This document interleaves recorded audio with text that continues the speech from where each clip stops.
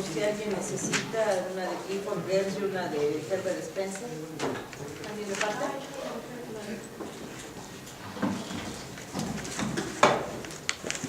Gracias. Bueno, entre paréntesis y aprovechando las lecturas, yo les recomiendo mucho este texto.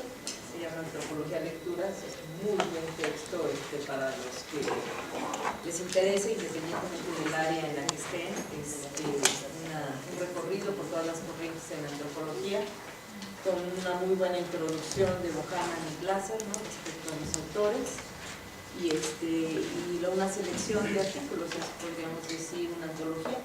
Entonces es una selección de artículos y representa a los autores, podríamos decir, más importantes dentro de cada corriente.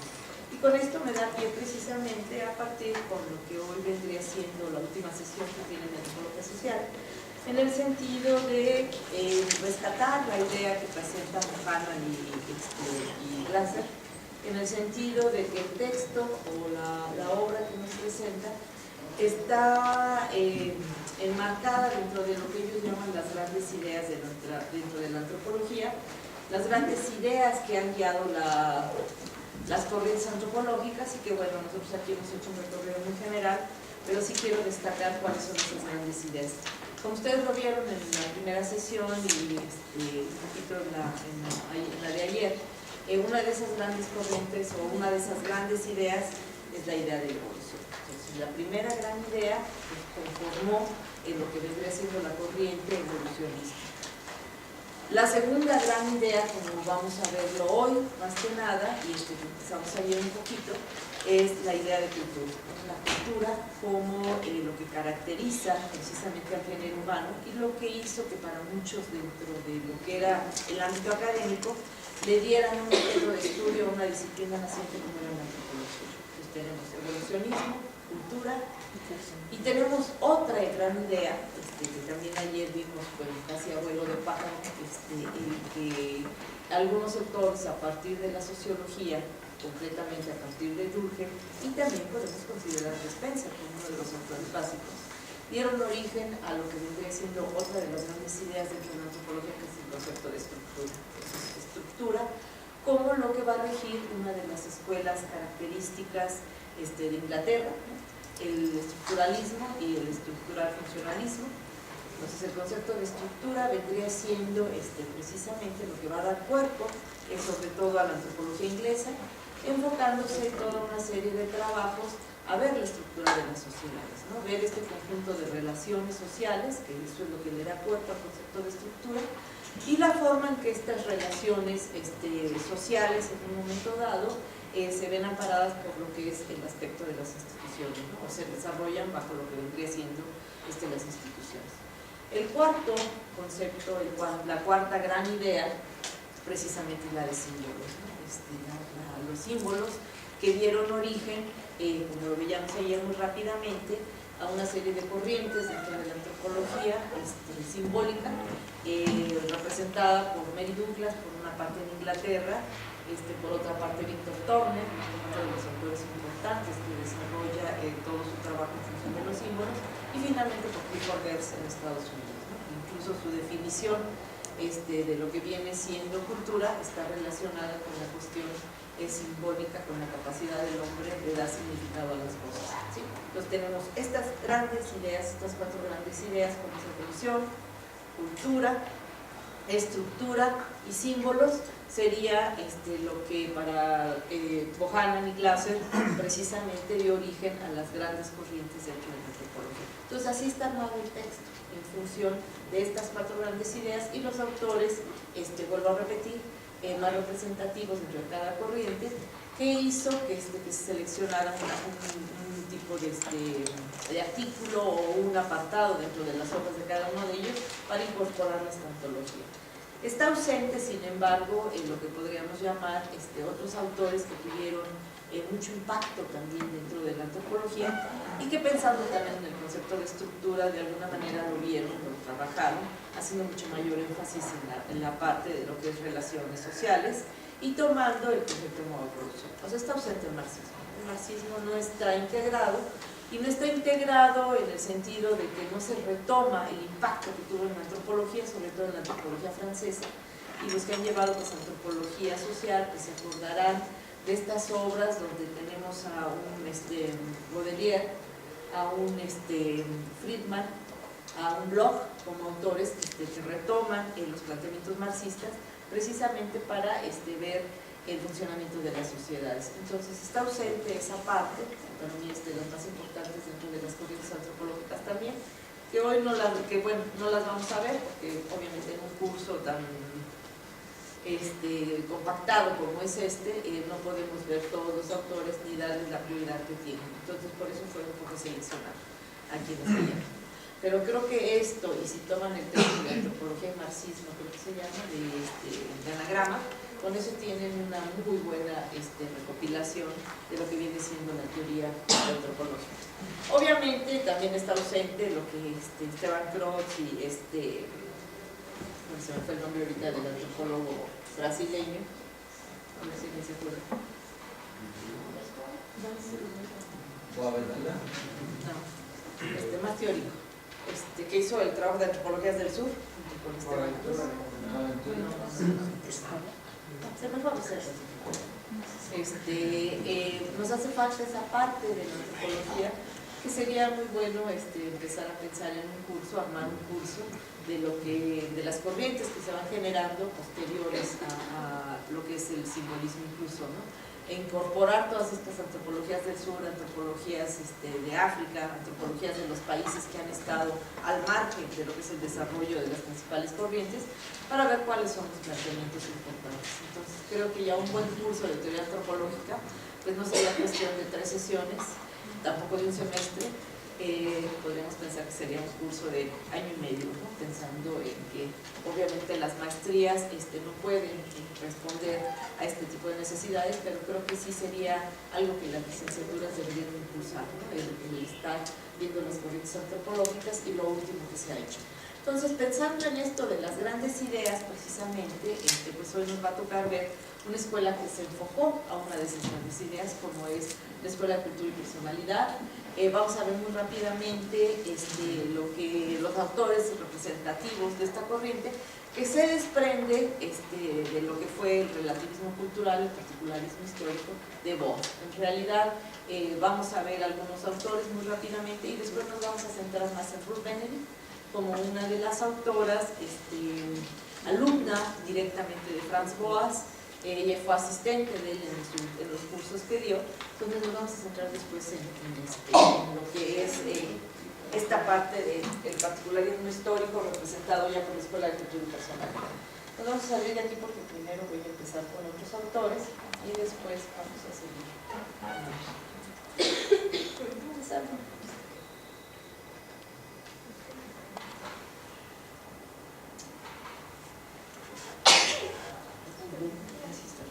Salud. Gracias.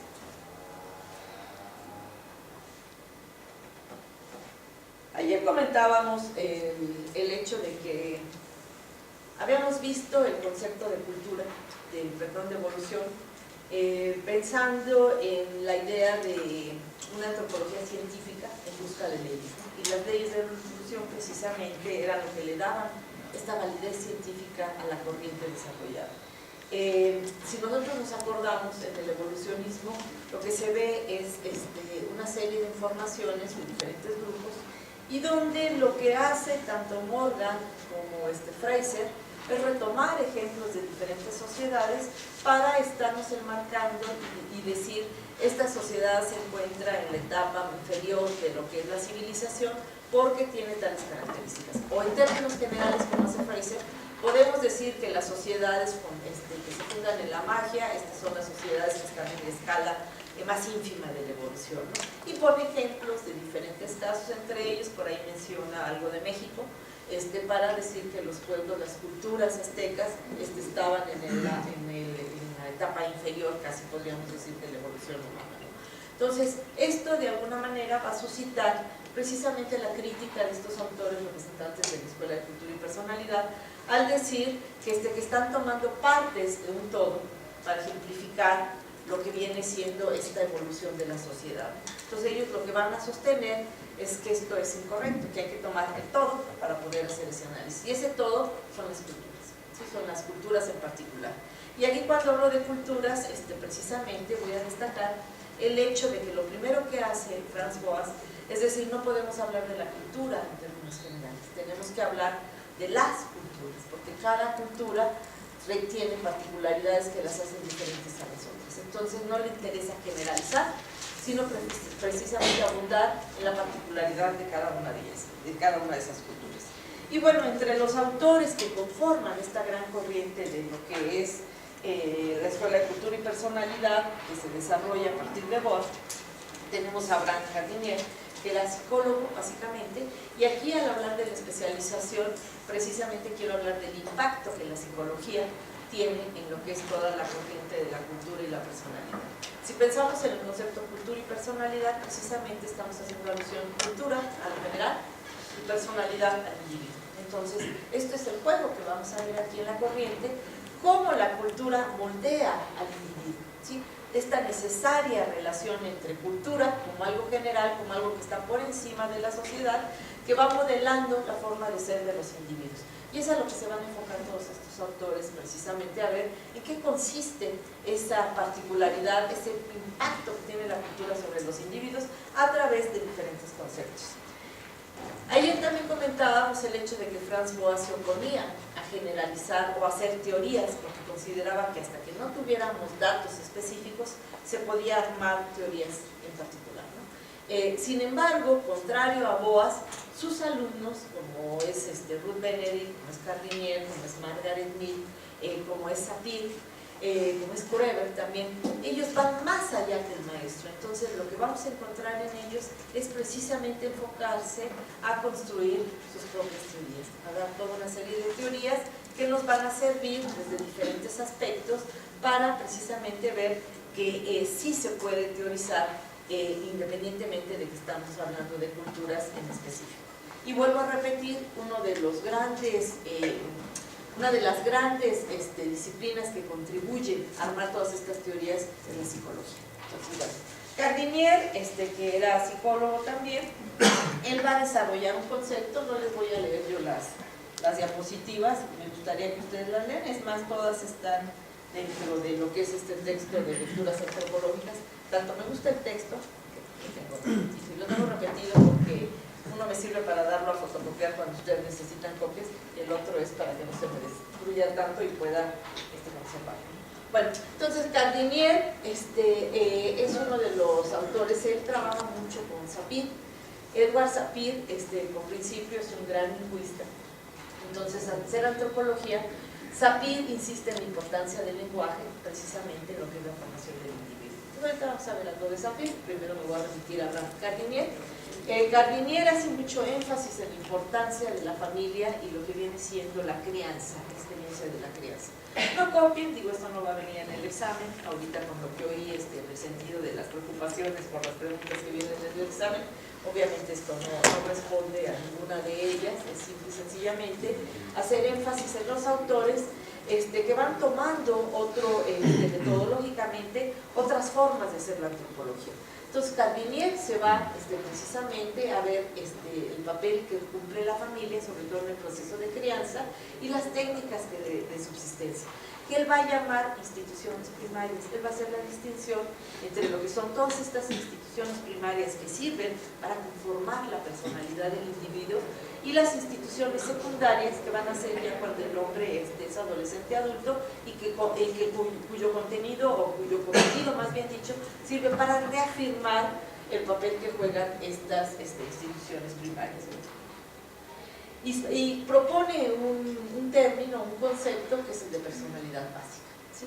Que se refiere precisamente a estas habilidades que se han logrado destacar o que se han logrado más bien transmitir y que son compartidas por lo que viene siendo los demás integrantes de la sociedad. Para Gardiner, pues estas instituciones de primarias y secundarias tienen un gran impacto en la conformación de esta personalidad. Entonces estamos viendo como la cultura, las instituciones, como esto que podríamos pensar está por encima de la sociedad, pero que están impactando al individuo y modelan este tipo de personalidades. Con lo que vamos después en otros autores van a ver que es muy similar esta idea, ¿no?, del modelar un tipo de forma de ser, ya sea a nivel del individuo o a nivel de la colectividad. Y que independientemente del enfoque individuo-colectividad, son dos conceptos que están interrelacionados. El individuo, si nosotros vemos cómo es un individuo, para muchos autores te reflejan cómo viene siendo toda la sociedad, ¿no? Si ves toda la sociedad, pues ves que la particularidad responde precisamente a esa colectividad. Bueno, ¿cuáles son esas instituciones secundarias? Como se menciona ahí, son tales como la religión, la mitología, los sistemas de creencias, la ideología y la política. Entonces, todo esto sirve para reafirmar ese tipo de personalidad que se fue construyendo, que se fue haciendo a través de las instituciones primarias, como es la familia.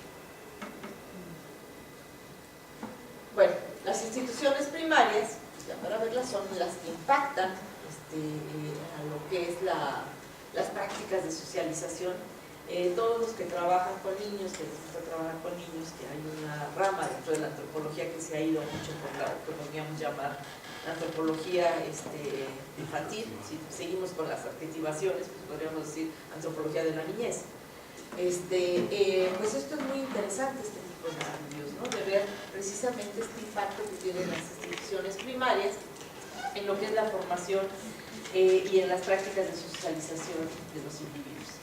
Y las instituciones secundarias, también llamadas proyectivas, pues incluyen lo que ya habíamos comentado anteriormente y son vistas como productos de fantasías colectivas o proyecciones graduales, grupales de deseos, necesidades, y también son las que de alguna manera generan el tipo de conflictos que subyacen a toda sociedad.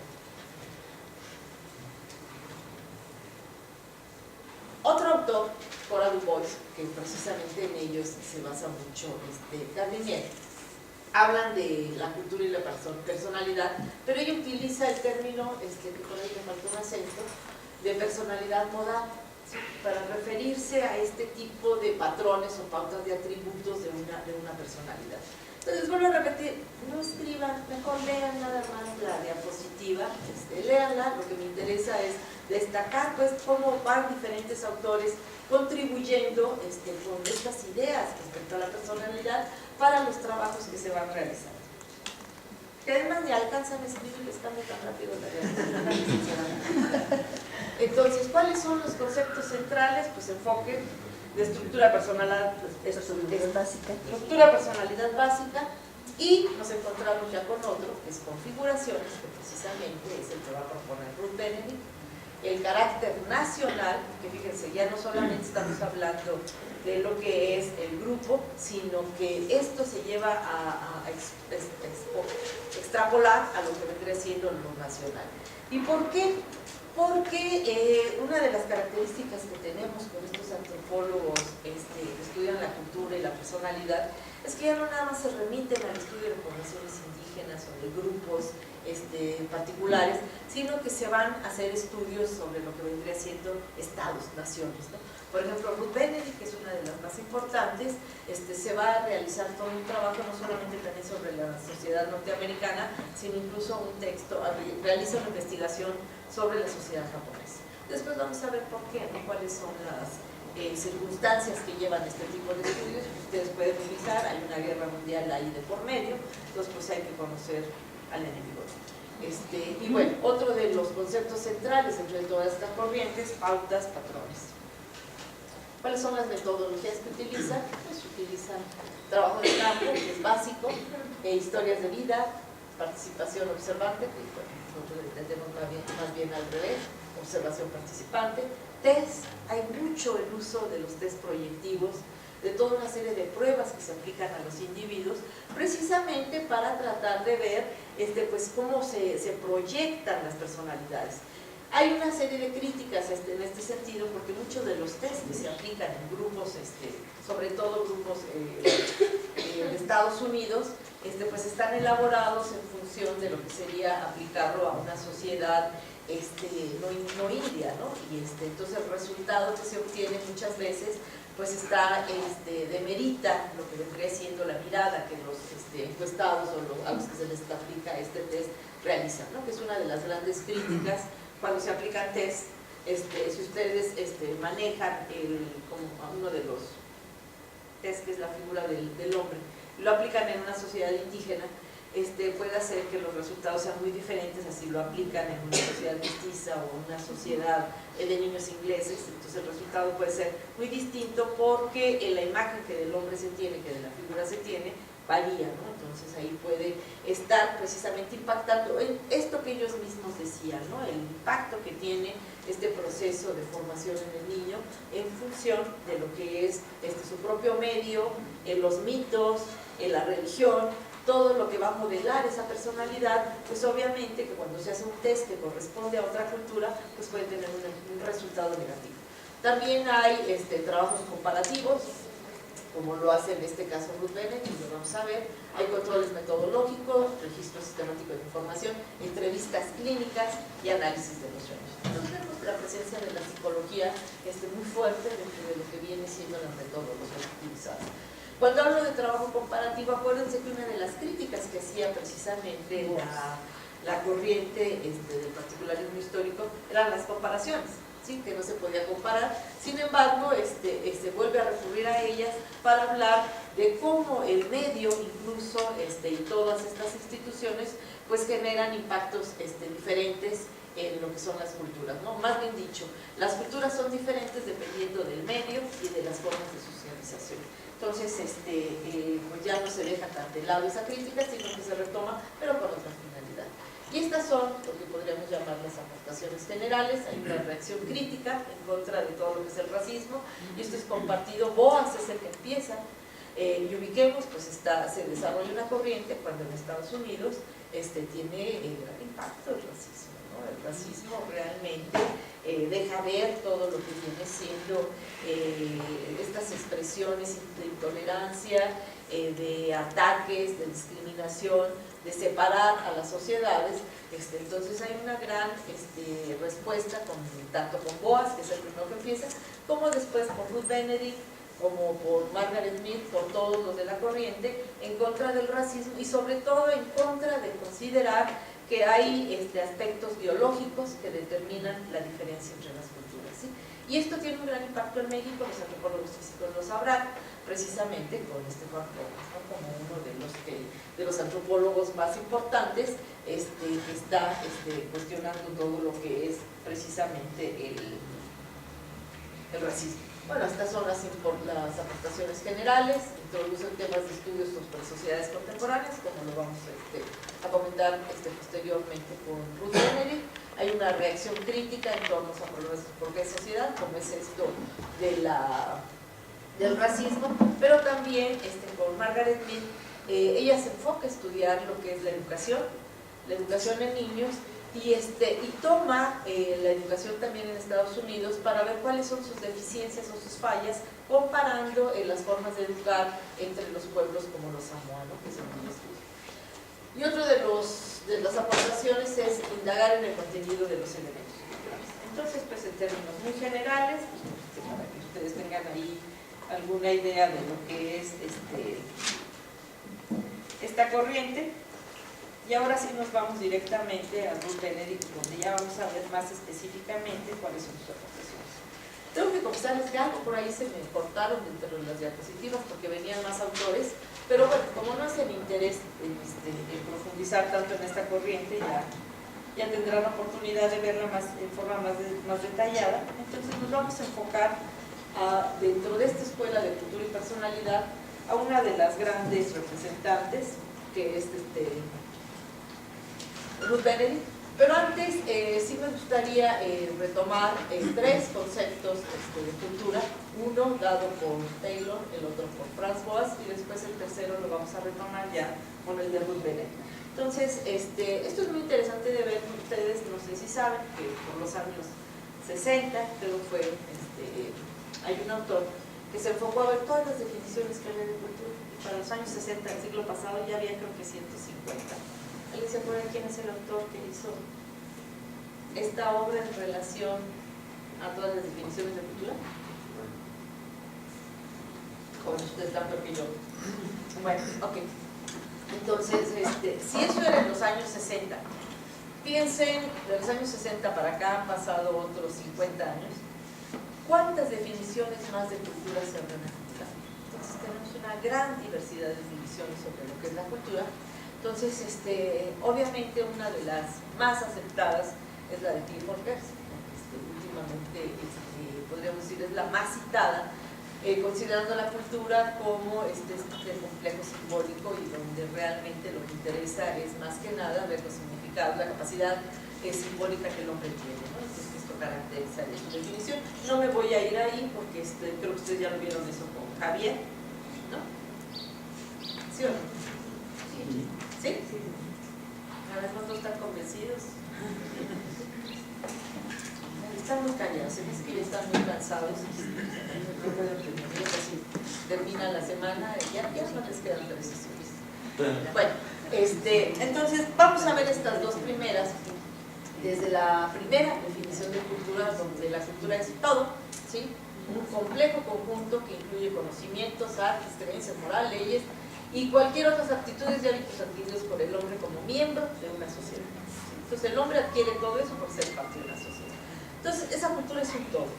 ¿Qué diferencias hay con la que ya establece François? Que nos incorpora lo que viene siendo la actividad mental, ¿sí? Entonces aquí estamos incluyendo no solamente lo que el hombre hace, sino que esto es producto de la mente, ¿sí? Porque bueno, finalmente las leyes, las creencias, las artes pues responden a la forma en que se conciben mentalmente, ¿no? Pero aquí ya nos está particularizando, siendo mucho más específico, el que la cultura está relacionada con esta totalidad de reacciones, actividades mentales y físicas, ¿sí?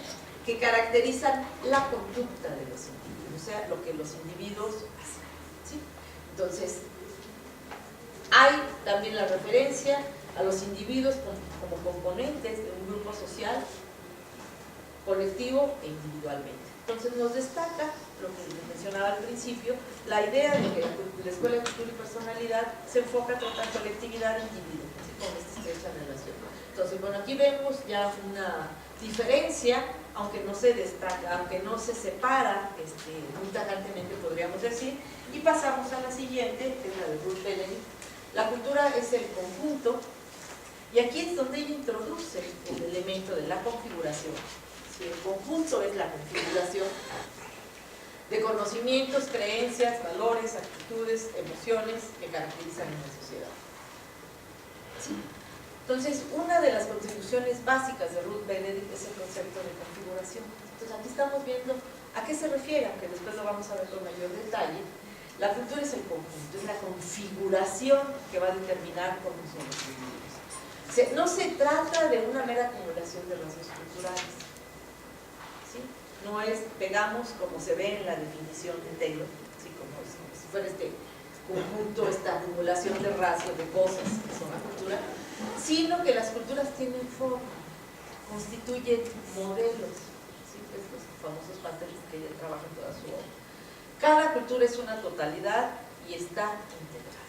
Entonces tenemos la configuración, no es cosas separadas, como nos lo deja ver de alguna manera el evolucionismo, en el sentido de que nos define un periodo de la evolución, no por una cultura, sino por un conjunto de rasgos que caracterizan lo que es el salvajismo inferior medio, el salvajismo inferior, el salvajismo superior, etc. ¿Sí? ¿Se acuerdan que así está delimitado cada una de estas etapas por un conjunto de rasgos? El descubrimiento del fuego, el descubrimiento de no sé qué, que pudo haber sido en una sociedad, pero no en otra, que pudo haber tenido un impacto distinto en dos sociedades que descubrieron el fuego. en una sociedad pudo haber propiciado el descubrimiento del fuego, el hecho de que se llevara a cabo la cerámica y después la sedentarización y la agricultura, pero en otras pudo haber estado asociada con el pastoreo, ¿sí? Como se han hecho en misiones clásicas, ¿no? El que propició el curtido de las, de alguna manera técnicas en un momento dado para curtir pieles, para transformar ciertos materiales, metales, etc. Entonces el impacto que un rasgo cultural pudo haber tenido en las sociedades propicia que estas sociedades fueran distintas. O al revés también, que sociedades diferentes ante un mismo impacto reaccionaran de diferente manera. ¿Sí? O sea, no podemos decir que un mismo rasgo cultural fue propiciando que todas las culturas fueran semejantes. ¿Sí se entiende la diferencia entre los planteamientos que tiene el Bueno, ok. Esta es una imagen de muy jovencita y se la traje por dos cosas, ¿no?